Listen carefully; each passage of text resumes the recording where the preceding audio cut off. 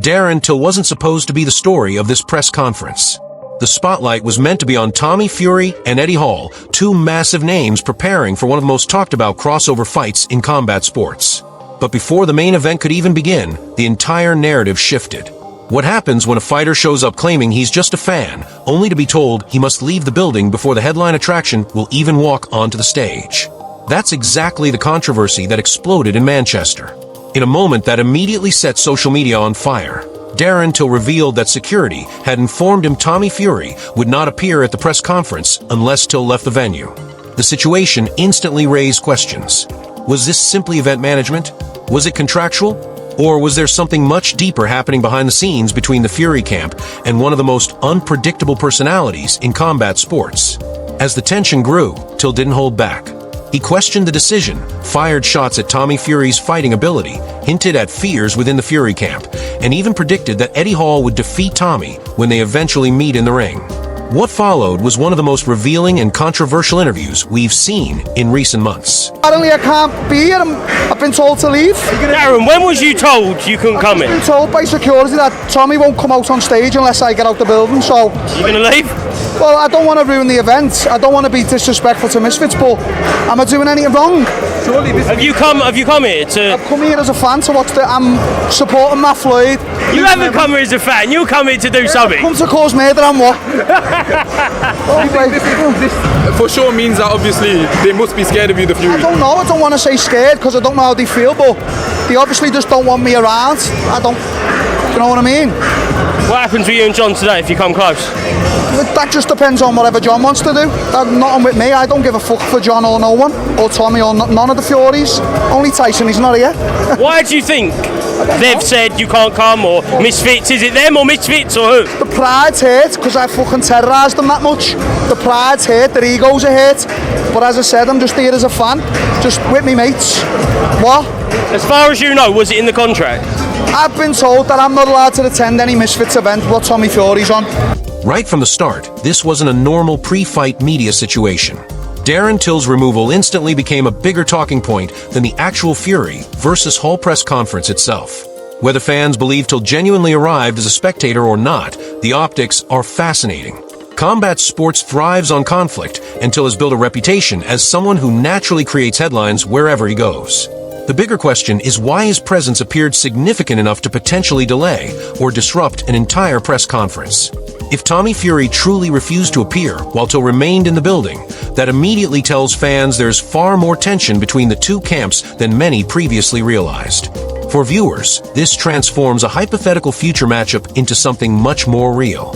Genuine animosity sells fights better than manufactured trash talk, and Till's calm but defiant attitude during these opening exchanges only fueled speculation that a future collision with Tommy Fury remains one of the biggest potential fights in the crossover boxing scene. With me mates. What? As far as you know, was it in the contract? I've been told that I'm not allowed to attend any Misfits event what Tommy Fury's on. So you're not coming Saturday night? Well, I'll be there, don't worry. As the champion, former champion of Misfits, do you think that's actually poor from them to not even allow you to come in? That's how Misfits want. This is where the interview starts moving from a simple venue dispute into something much bigger.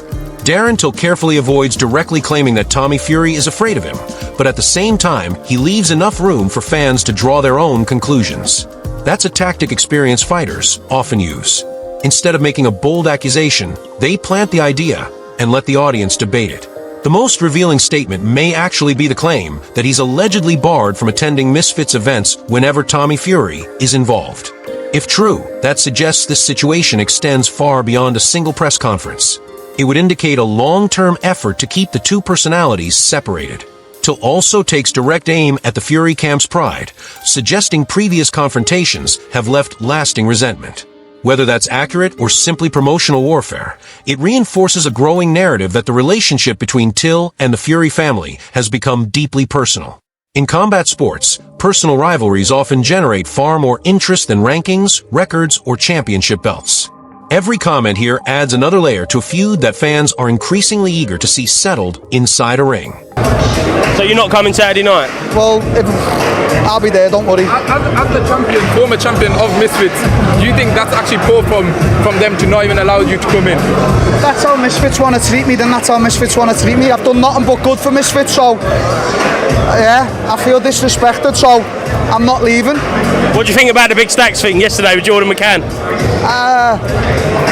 There's two sides to it. I don't think you should be like side punching people. Jordan's got his reasons, and you know, Big Stacks has got to be prepared for that if he's going around saying he's the hardest man in the world.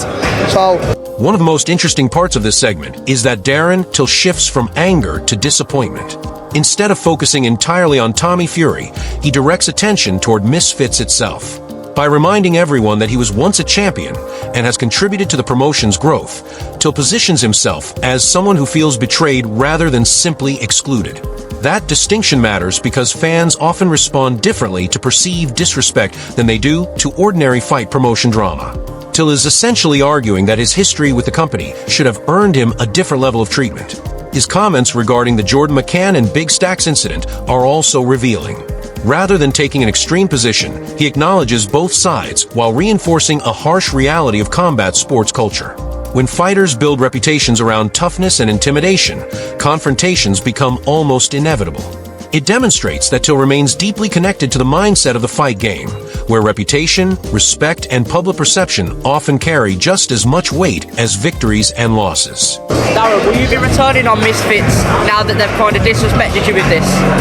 it's all about the money, mate. If they pay me the right money, yeah, I'll throw my morals out the window. But for now, I feel like I'm getting treated poorly. I haven't done a thing wrong. I've turned up just to watch the event. I'm here as a fan. I'm not over there. I'm not hurting no one. Darren, what's Tommy talking about, saying you're unprofessional? Or?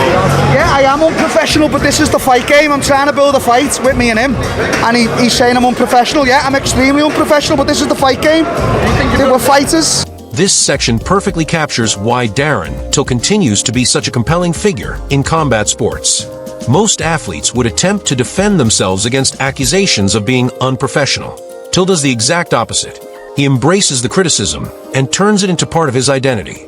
That honesty resonates with many fight fans because it feels authentic rather than rehearsed. What's particularly interesting is his acknowledgement that money still drives business decisions. While some fighters publicly claim it's all about pride, legacy, or respect, Till openly admits that the right financial offer can change everything. That level of transparency often connects with audiences because it reflects the reality of professional fighting. The bigger takeaway, however, is his belief that all of this drama is helping build a future fight. Whether intentional or not, every headline, every confrontation, and every controversial moment increases public interest. In modern combat sports, attention has become a valuable currency, and Till understands that better than most. How do you think the fight actually goes? With me and Tommy? No, with Eddie and Tommy. I think Eddie's going to beat him. Yeah. Stop him.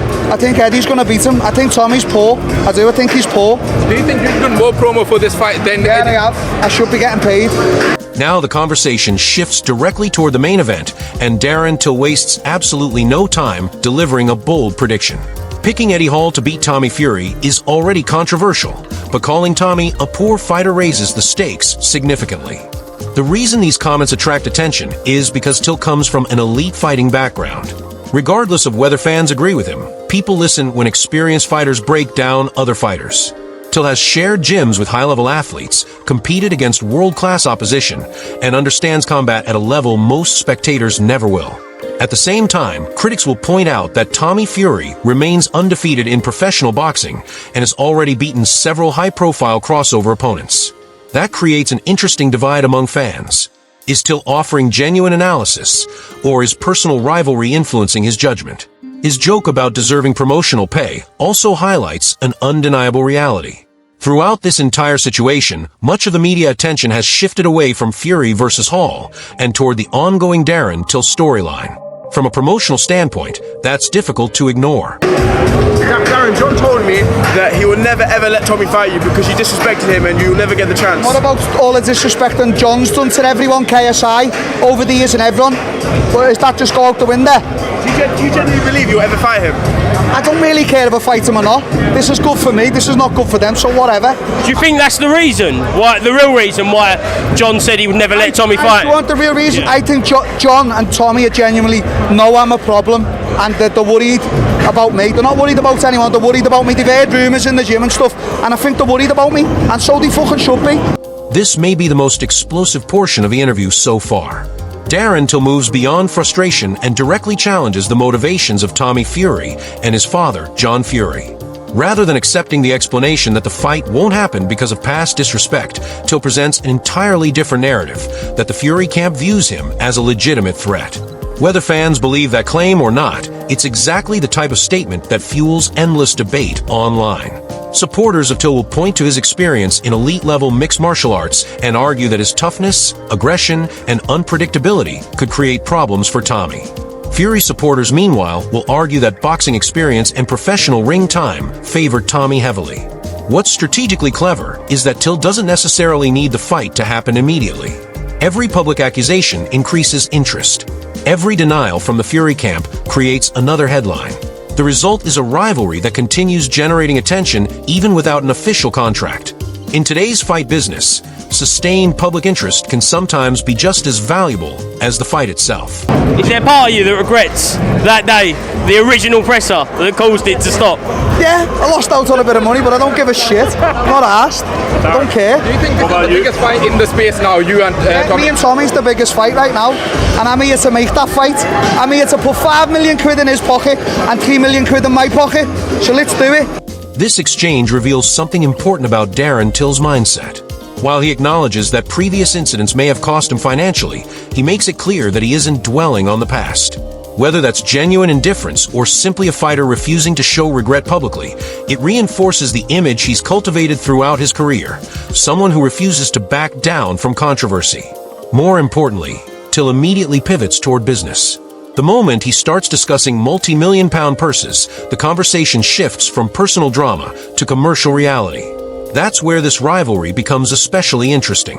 Regardless of who fans think would win, there's no denying that a Till versus Tommy Fury fight has become one of the most talked about potential matchups in crossover combat sports. The financial figures he mentions may not be official, but they highlight his core argument. There is significant money to be made if both sides can put their differences aside. In many ways, Till is positioning himself not just as a rival, but as an opportunity. Darren, rumours are Paul Froch is going to be there on Saturday night. Paul Froch's not there Saturday, I've spoke to him. He's not coming. Well, you could Carl cool now? Yeah, we're cool. Carl's cool. That's not going to happen. It can happen, yeah. It can happen with anyone. But me and Carl are cool for now. AI Commentary 8. This segment provides a rare moment where the intensity drops slightly and viewers get a glimpse into how quickly relationships can change within combat sports. Rivalries often dominate headlines, but behind the scenes, many fighters move between conflict and reconciliation surprisingly fast. Till's comments suggest that not every disagreement has to end in a fight. While the public often expects endless hostility, the reality is that fighters frequently resolve issues privately and move on. That's one reason why combat sports can be so unpredictable. Today's enemy can become tomorrow's training partner, while today's friend can become the next opponent. The significance here isn't necessarily about Paul himself. It's about demonstrating that Till is capable of putting disputes behind him when circumstances change. That raises an interesting question regarding Tommy Fury. If Till can move past other conflicts, could a future business opportunity eventually repair that relationship as well? Or has that rivalry already crossed a line that makes reconciliation impossible? What would you make of I'll see you there, brother. Thank you, man. You're the man. Going? What? Is he being chucked out? No, yeah, chucked out. Like, he's ready. Taking on everyone.